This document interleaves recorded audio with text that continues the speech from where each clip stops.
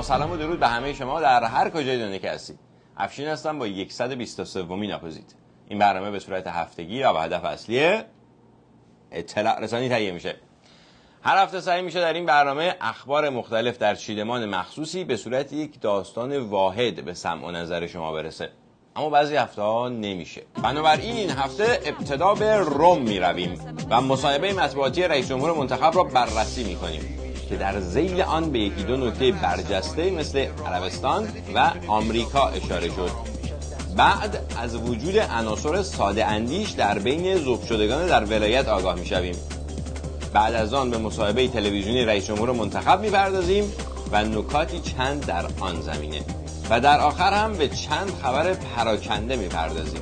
تقریبا از اواخر هفته قبل تا اوایل همین هفته رئیس جمهور منتخب یک سفری داشتن به اروپا، یعنی مشخصا به فرانسه و ایتالیا. اول ایتالیا بعد فرانسه.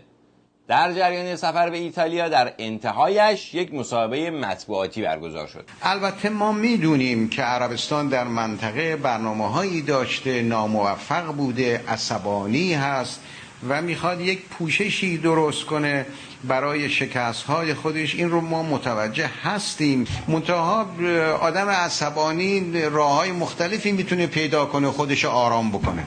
ما در فارسی میگیم یه مقدار آب خنک باید طرف بخوره آرامش پیدا کنه. اون رئیس جمهور قبلی که نظر آقای بزرگ به نظرش نزدیکتر بود میگفت آب برید اونجایی که میسوزه. این رئیس جمهور جدیدم که دائم از عقلانیت و تعامل صحبت میکنه میگه آب خنک بنوشید. آقای روحانی عزیز، این نوع ادبیات متلک اندازی مخصوص کوچه و بازار و محاورات غیر رسمیه، نه ادبیات رسمی رئیس جمهوری کشور، اونم در برابر دوربین‌های تلویزیونی و حضور خبرنگاران. این سطح گفتمان سیاسی دولت مردان نظام مقدس در مؤدبانه ترین شکلشه.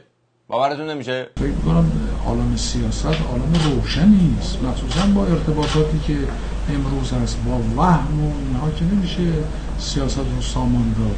امروز میدان سیاست به دونکیشوت نیاز نداره، به عقل و تدبیر نیاز داره. تازه درس هم میدم به دنیا.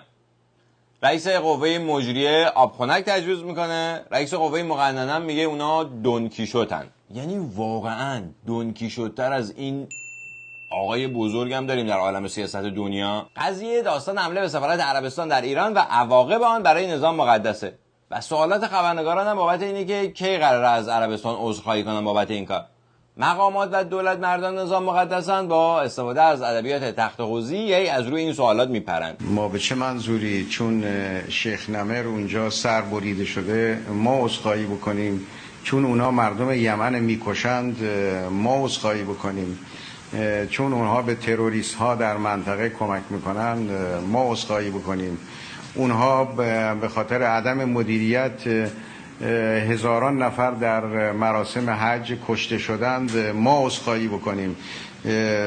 اونها اگر صدها بار در برابر ملت‌های اسلامی عذرخواهی بکنن باز هم کمه و بیشتر باید عذرخواهی بکنن. چه ربطی داره آقای روحانی؟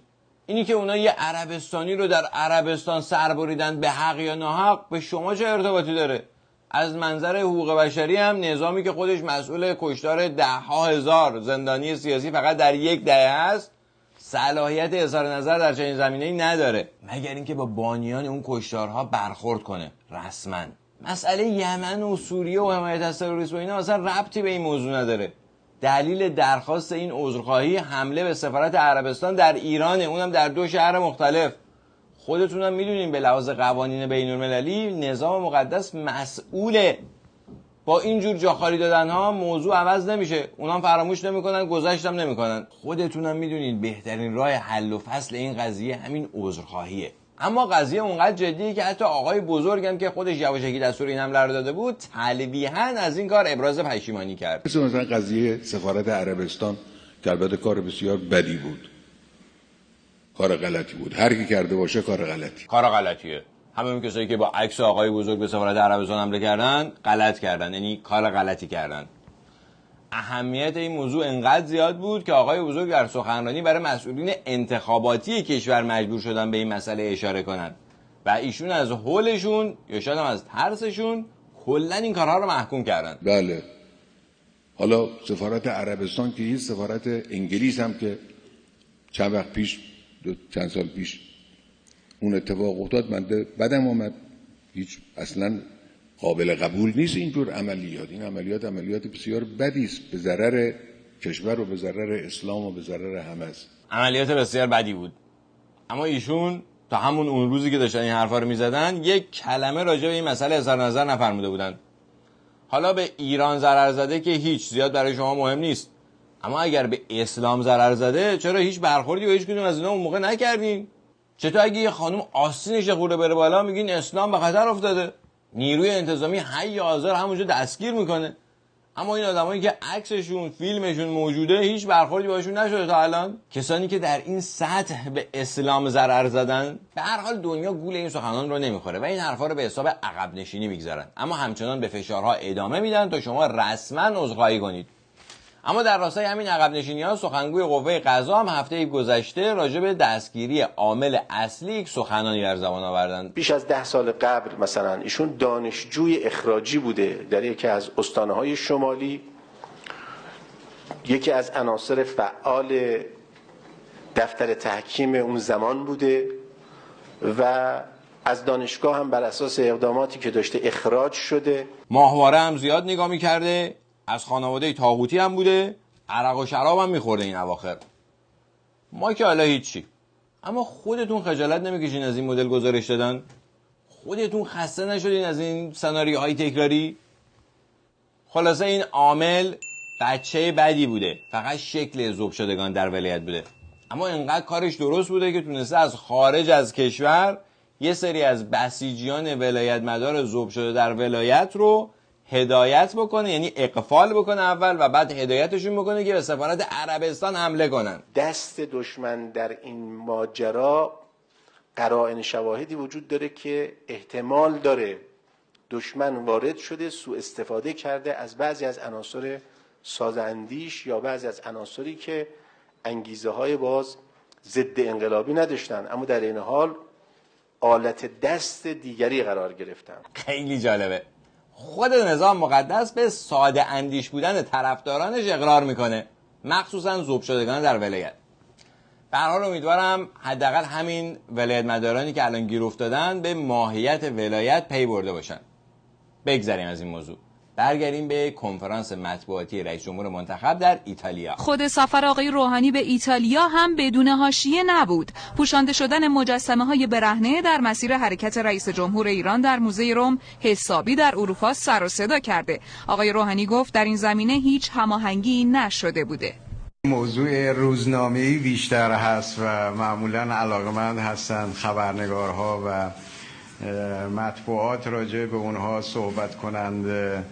من چیز خاصی در اون زمینه ندارم. قبلا در این زمینه ما هیچ گفتگویی نداشتیم. اینی که مسئولین ایتالیایی به قول آقای روحانی بدون هماهنگی با ایشون روی مجسمه‌های برهنه رو پوشونده بودن تا ایشون عورت مجسمه رو هم نبینه، نشان دهنده یک حقیقته و اونم اینه که این لباسی که آقای روحانی و باقی همسنفاشون میپوشن در تضاد با مدرنیته است. یعنی روحانی مدرن نمیشه تا وقتی که اون لباس تنشه. و برجسته ترین بخش این کنفرانس مطبوعاتی، بله امکان پذیر هست که بین ایران و آمریکا یک رابطه غیر خصمانه و بدون تنشی برقرار بشه و کلید این کار در واشنگتن هست. اگر این کلید در تهران بود من حتما از این کلید استفاده می‌کردم. کلیدش در واشنگتنه؟ آمریکایی‌ها با انقلاب اسلامی دشمنن، با جمهوری اسلامی دشمنن. دشمن کیه؟ آمریکا و چند تا کشور اروپایی دنبال رو با آمریکا. مظهر کامل نظام سلطه رژیم ایالات متحده آمریکا. البته مظهر استکبار امروز آمریکاست. شاید هم واقعا کلیدش در واشنگتن باشه، ما خبر نداریم. به هر حال تا امروز نظر آقای بزرگ اینه. ممکنه حالا فردا نظرشون تغییر کنه، مثل نظرشون در مورد حمله به سفارتخانه‌ها یا تعداد سانتریفیوژها و اینا. اما تا اون زمانی که آقای بزرگ نظر جدیدشون رو در این زمینه اعلام بکنن، یکی از فرماندهان سپاه پاسداران انقلاب که مسئولیت اصلیش پاسداری از ایران نیست، 5 روز بعد از سخنان کلیدی رئیس جمهور منتخب در ایتالیا در ایران به مجلس رفت و نظر سپاه رو در این زمینه بیان کرد. سیوریستا و کشورهای منطقه و حتی داخل کشور دنبال این هستند که شیطان بزرگی امریکا رو منتفی کنن، دشمنی امریکا با انقلاب اسلامی رو منتفی کنن و جایگزین بکنن با کشور سخیف و کوچکی مثل عربستان. این کار نباید صورت بگیره. این کار نباید صورت بگیره. آمریکا باید همچنان شیطان بزرگ بمونه. اون کسانی هم که در داخل ایران میخوان این کار صورت بگیره که سردار فدوی بهشون اشاره کرد، همون کسانی هستن که میگن ما مشکلی نداریم. هر کشوری یک مزیت خاص خودش رو داره. از اون باید از آمریکا هم همینطور، چه آمریکای جنوبی به هر حال، آمریکای لاتین، چه آمریکای شمالی، کشورهای مختلف، حتی اگر کارآفرینان ایالات متحده هم آماده باشن بیان ایران سرمایه گذاری کنن، فناوری بیارن، ما مشکلی نداریم به هر حال. توجه فرمودین؟ مشکلی ندارن به هر حال. اما یک کسایی که در اقتصاد ایران از سازندگی تا تولید و حتی بانکداری به صورت جهادی فعالن، معنویاتشون اساساً به خطر میفته. برای همین به طور مشخص با سرمایه‌گذاری آمریکایی‌ها مشکل دارن. این بخشی از سخنان رئیس جمهور منتخب در آخرین مسابقه تلویزیونیش بود. در این مسابقه تلویزیونی آقای روحانی راجع به مسائل دیگری هم صحبت کردن که به طور گذرا به اونها میپردازیم. خب نسبت به این ملت در سالیان گذشته بسیار ظلم شده بود. صهیونیست ها، مستکبرین جهان یک چهره خشنی رو از ملت بزرگ ایران ترسیم کرده بودند. صهیونیست ها و مستکبرین چهره خشن از مردم ایران ترسیم کردن. شما حمله کردین به سفارت یک کشور دیگه در ایران و دیپلمات‌هاشو گروگان گرفتین. یه کامیون بمب دادین بزنن به سفارت یک کشور دیگه تو لبنان. اسم قاتل رئیس جمهور مصر رو گذاشتین روی خیابون تو تهران. به حملات تروریستی انتحاری گفتین شهادت طلبانه. دائما شعار مرگ بر این کشور و مرگ بر اون کشور سر دادین. پرچم کشورهای دیگر در مراسم رسمی سوزوندین. شاید هم مستکبرین و صهیونیستا شما رو استخدام کردن تا چهره خشن از ملت ایران نشون بدین. مردم ایران مردم بسیار با فرهنگی هستند، ملتی هستند با اخلاق. بله، عوضش نظام مقدس میزنه تو سرشون تا روسری سرشون کنن. براشون مراسم اعدام در میدان شهر برپا میکنه، با شلاق مجازاتشون میکنه. اگر این وسط 2-3 نفر پیدا بشن که واقعا بخوان کار فرهنگی و هنری انجام بدن، تا اونجایی که میتونه محدودشون میکنه که وقت اسلام به خطر نیفته. شما تو انقلاب ما ببینید تنها انقلابی است که بدون جنگ خیابونی، بدون خونریزی به اون صورتی که در انقلاب‌ها و در تاریخ‌ها ما سراغ داریم. عوضش رهبر انقلاب اومد جبران کرد. اینقدر خون ریخت تا همه دیکتاتورهای عالم رو روسفید کرد. خب یکی از اهداف مهم ما در برجام این بود که مردم در رفاه بیشتر قرار بگیرن. رفاهی که به خاطر انرژی صلح‌آمیز هسته‌ای ازشون گرفته شده بود. بازیگر اصلی مردم هستن. کار باید دست مردم باشه. یکی از شعارهای این دولت از روز اول این بوده که کار رو به کاردانان بسپاریم. حالا که بعضی کشورها به اینجا رسوندن، میخوان کارو بدن به مردم. از کارنادانان بگیرن بدن به کاردانان. ولی داخل این کارنادانان کارو ول نمیکنن که همینجوری چسبیدن به کار. حالا اگه شما تونستی بده به کاردانان.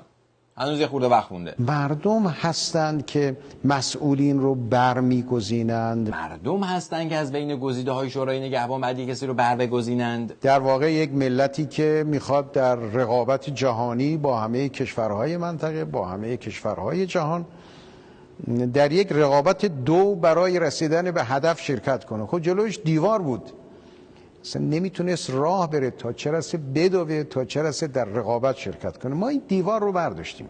اون دیوار رو شاید، ولی یه دیوار گنده تر هست. رهبری فرمودن که تحریم مشکلاتی که ایجاد کرده بود 40% بوده. 60% مردم، 60% مشکلات مربوط نمیشه به تحریم، مربوط میشه به مسائل داخلی خودمون. عرض نکردم یه دیوار گنده تر هست. خود رهبری هم میدونن که حداقل 60%ش خودشونن.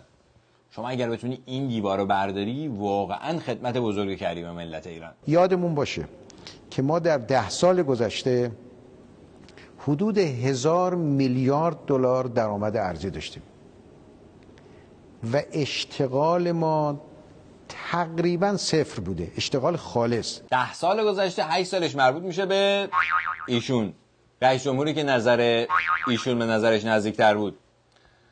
1 تریلیون دلار رو به یه جایی دادن که معلوم نیست چی شده. خلاصه برآیند کاری که در کشور با این 1 تریلیون دلار درست شده صفره. من صمیمانه خدمتتون عرض میکنم مشکل نظام مقدس خیلی بیشتر از اون 60%. هیچ کس به هیچ دلیلی من خواهش میکنم با صندوق انتخابات قهر نکنه. بله حالا با 1 تریلیون دلار از پولاتون هیچ کاری براتون درست نکردن، این که قهر نداره. بیاین از بین گزینه‌های گزیده شده توسط شورای نگهبان یک کسی رو انتخاب کنید. خدایا به حق محمد و آل محمد ما رو از خواب بیدار کن. اما در همین هفته گذشته اخبار دیگری هم منتشر شد. رئیسی تاکید کرد تغییر کاربری در باغات و اراضی کشاورزی ممنوعه مگر با اجازه قانون.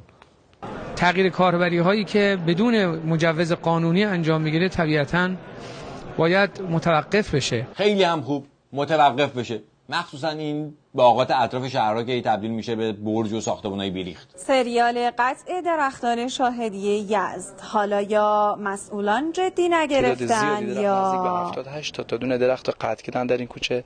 درختای انگوری هم که سینه دیوار بوده، نزدیکش ساکسل خورده دار بنزیدش بوده، اینا رو آمدن قطع کردن. درخت‌ها قدمتش زیاد بوده، حالا ما تا اینجایی که سن مرسه اینجا درخت‌ها همش بوده. در خصوص قطع درختان در کوچه درخشان شاهدیه هیچ گونه هماهنگی در این خصوص با شهرداری به عمل نیامده بود که این موضوع با هماهنگی واحد حقوقی شهرداری به مراجع ذی صلاح منعکس می‌گردد. این گزارش مربوط میشه به همون روزی که مراجع ذی صلاح داشتن میگفتن ممنوعه.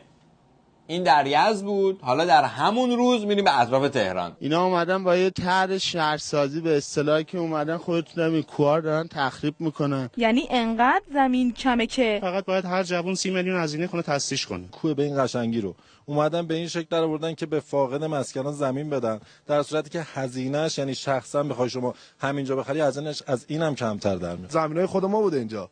درخت گرفته، درخت داشتیم، درختمون کندم خواستم بدم مسکنان، آقای اومده تصرف کرد اینجا واسه خودش. روستای مهرآباد رودهند و تغییر کاربری باغات اهالی روستا، یعنی باغات اهالی روستا رو به قیمت باغ میخرن، بعد تغییر کاربری میدن، توش یه ساختمون بیریخ میسازن و اون آپارتمان ها رو به قیمت خونه میفروشن به روستاییان. مراجع ذی صلاح هم رفتن گل بچینن. ولی شما قهر نکنید، حتما در انتخابات شرکت کنید. حکایت سیل رو بشنوید که به جای بردن خونه های مردم خونه هاشون رو به گل نشونده. دلم نمیکشه که حساب بکنم. چند سالت این روسته؟ 3 سال. خیلی آب نیم متر خواست بره بالای خونه. 50 میلیون وسیله دختر من از بین رفت. 40 هکتار زمین کشاورزی ما از بین رفت. 1.5 متر گللای توشه. بلوک، چوب، کنده، درخت، همه چی هستش. زمین کشاورزی که اصلا هیچ امسال قابل کشت نیست. یعنی هیچ کاری نمیتونید. نه هیچ. همه همینطوری مونده. به ما وعده بولدوزر دادن، کامیون دادن، این آقا الان 4 هکتار زمین زمین کشاورزی از بین برده. اومدن یه ما اینجا بودن ولی هیچ کاری انجام ندادن رفتن. از برادران ولایت مدار قرارگاه سازندگی خاتم الانبیاء سپاه پاسداران انقلاب اسلامی هم هیچ خبری نیست. چون اون برادران فقط وظیفه دارن برای مردم ایران سد بسازن. اونم چه سدهایی. در یک مورد به خصوص اون سد منتهی به احداث یک دریاچه نمک شد و شور کردن آب پر آبترین رودخانه کشور. در موارد دیگه هم سبب خشک شدن تقریبا تمامی دریاچه ها و تالاب ها و حتی خود رودخانه ها شده. چون وظیفه اصلی اون نهاد پاسداری از انقلابه، نه ایران. این ضرر چیکار کنم؟ یعنی کسی هستن که داد من براسن؟ نمیدونم. بذارین از رئیس قوه قضا بپرسیم. ایشون در همین زمینه‌ها نظر میدن. بحث فقرزدایی در کشور، بحث حمایت از محرومان و رفع محرومیت، این یک ارزش الهی است. توجه فرمودین؟ اینی که 6 ماه زمین‌های کشاورزی و خونه‌های کشاورزان رفته زیر گل و کسی هم نیست که به دادشون برسه، در راستای دست یافتن به ارزش‌های الهیه. اما شما یه وقت قهر نکنید با صندوق‌های رأی‌ها. این اخبار همگی مربوط میشد به همین 7-8 روز گذشته. از این دست اخبار فراوانند هر هفته، اما هرچه در فهم تو آید آن بود مفهوم تو. امیدوارم این برنامه را مفید یافته باشید. برنامه بسیار زیبا و پرمغزی بود. اگر این برنامه را مفید یافتید دیگه خودتون میدونید باید چی کار کنید. در اشتراک گذاری هم با دیگر دوستانتان جدا کوشا باشید. راههای اشتراک گذاری هم صفحات برنامه است. صفحات یوتیوب، فیسبوک و تلگرام. آدرس صفحه تلگرام برنامه هم همین زیر نوشته شده. اپوزیت به این شکل نوشته میشه UPOZIT. با تشکر از تلویزیون اندیشه، دیگر رسانه‌ها و همه شما همراهان. تا دیدار دیگر، شب و روزتون خوش و خدا نگهدار. خداوند انشاءالله همه ما را آدم کن.